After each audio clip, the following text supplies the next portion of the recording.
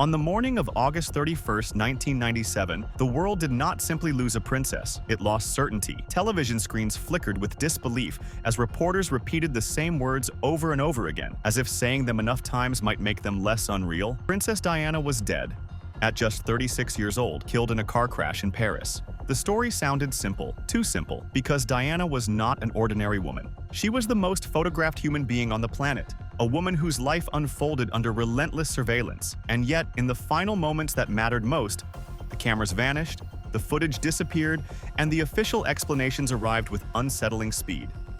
What happened in that tunnel was not just a tragedy, it became one of the most dissected deaths in modern history, investigated by French authorities, reinvestigated by British courts, scrutinized by journalists, doctors, intelligence insiders, and millions of ordinary people who could not accept that a woman so visible could die so unseen.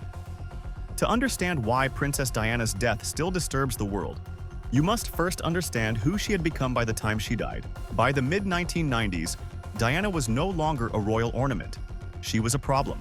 After her separation and eventual divorce from Prince Charles, Diana stepped outside the carefully managed structure of the British monarchy. She spoke openly about her suffering inside the royal marriage, publicly admitting to bulimia, depression, and emotional neglect. These confessions shattered the illusion of royal perfection and made her dangerously relatable. But Diana did not stop at confession. She acted. She embraced AIDS patients at a time when fear kept even doctors at a distance. She challenged global arms dealers by walking through active landmine fields, an act that embarrassed governments and threatened powerful financial interests. She used her fame as leverage, not decoration. According to people close to her, Diana was also increasingly aware that her independence came with consequences. She reportedly believed she was being watched, followed, and manipulated. These fears were not shared publicly at the time, but they were documented privately. 2 years before her death, Diana wrote a letter and handed it to her butler, Paul Burrell. In it, she claimed that her husband was planning an accident involving her car, specifically mentioning brake failure and serious head injury. The letter was later authenticated and entered into evidence. At the time, the explanation offered was emotional distress, but the words remained, waiting. On August 30th, 1997, Diana was in Paris with Dodi Fayed. Their relationship had attracted enormous media attention, partly because Dodi was the son of Mohammed Al Fayed, a billionaire outsider who had long clashed with British elites. Paparazzi followed the couple relentlessly throughout the day. That night, they returned to the Ritz Hotel. Outside, photographers gathered in large numbers. Inside, a sudden decision was made to change their exit plan. Instead of leaving through the front, Diana and Dodi would exit through the rear to avoid attention. This decision altered everything. Their original driver was replaced. Henry Paul, the acting head of security at the Ritz, took the wheel. This was not planned. He was not scheduled. He volunteered. At 12:20 a.m., Diana entered the back seat of the Mercedes S280. She did not wear a seatbelt. Neither did Dodi. The bodyguard, Trevor Rees-Jones, did. 3 minutes later, the car entered the Pont de l'Alma tunnel. Moments after that, it crashed at high speed into the 13th pillar. Dodi Fayed and Henri Paul were killed instantly. Diana was still alive. The first narrative emerged almost immediately. The driver was drunk. The car was speeding. Paparazzi caused panic, but as investigators began examining the details, the simplicity of the explanation began to unravel.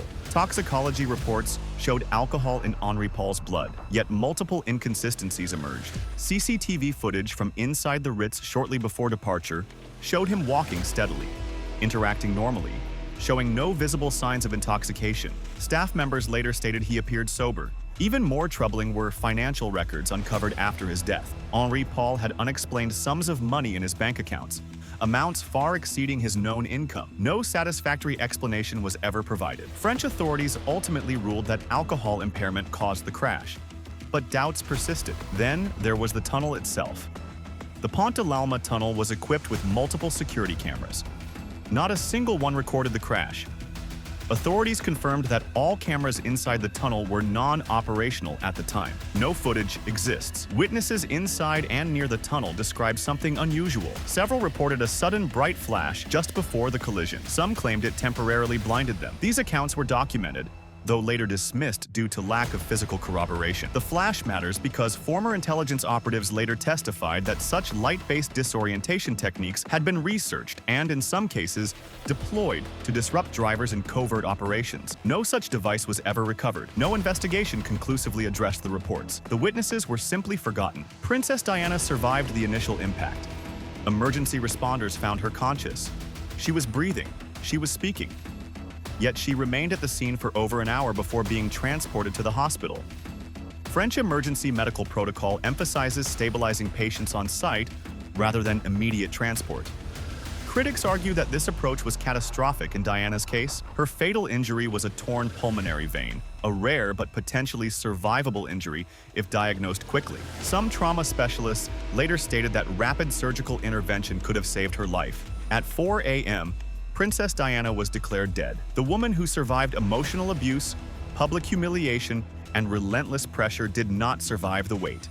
Within hours of Princess Diana's death on August 31, 1997, conspiracy theories began to circulate. This reaction was not unusual. History has shown that when a figure of immense public significance dies suddenly, disbelief often gives birth to suspicion. The assassination of John F. Kennedy followed a similar pattern. But Diana's case felt different. Royalty, in the public imagination, do not die this way. They succumb to old age, illness, palace intrigue, or excess, not a violent crash in a highway tunnel caused, allegedly, by a drunk driver. The shock was too severe, the explanation too ordinary, and unlike most conspiracy theories, this one had a powerful and relentless advocate. Mohammed Al-Fayed, the billionaire businessman and father of Dodi Al-Fayed, refused to accept the official narrative from the very beginning. He claimed that the crash was not an accident, but an assassination carried out by British intelligence agencies, allegedly at the request of the royal family. According to Al-Fayed, Diana's relationship with his son, her growing independence, and her potential future outside royal control represented a threat that could not be allowed to continue. Al-Fayed funded private investigations, held press conferences, and publicly accused Prince Philip and MI6 of orchestrating the deaths. He insisted that Diana was pregnant and secretly engaged to Dodi, a claim that, if true, would have carried enormous constitutional and cultural implications. Medical examinations, however, found no evidence of pregnancy. These findings were presented during official investigations and repeatedly cited as proof that Al-Fayed's claims lacked foundation. In 2006, a comprehensive British inquiry examined his allegations in detail. The conclusion was unambiguous. The claims were dismissed as baseless. The following year, during Diana's inquest, the coroner stated that the conspiracy theory advanced by Mohammed Al-Fayed had been minutely examined and shown to be without any substance. On April 7, 2008, the jury delivered its final verdict. Princess Diana and Dodi Al-Fayed had been unlawfully killed, not by assassins, but due to the gross negligence of their intoxicated chauffeur and the pursuing paparazzi. The legal system considered the matter settled. And yet, belief does not always follow verdicts. In the aftermath, grief overwhelmed the world. Millions mourned. Mountains of flowers buried palace gates. Public anger turned toward the royal family, who were criticized for their initial silence.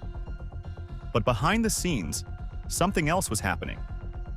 Mohammed Al-Fayed refused to accept the official explanation. He launched his own investigation, publicly alleging that Diana and his son were murdered. He claimed Diana was pregnant and engaged, a claim denied by medical tests, but fiercely debated online. The British government eventually launched Operation Paget, a massive inquiry lasting years and costing millions. Its conclusion, delivered in 2008, ruled that Diana's death was caused by gross negligence. No conspiracy, no assassination, case closed. Except it wasn't. Because even after Operation Paget, too many questions remained unanswered. Why did every camera fail simultaneously? Why was a last-minute, unscheduled driver used? Why were financial irregularities ignored? Why were eyewitness accounts minimized? Why did Diana's written fears align so closely with reality? This uncertainty gave rise to internet theories. Some believe intelligence agencies were involved, citing testimonies from former MI6 insiders and the mysterious white flash. Others believe Diana's humanitarian work and personal independence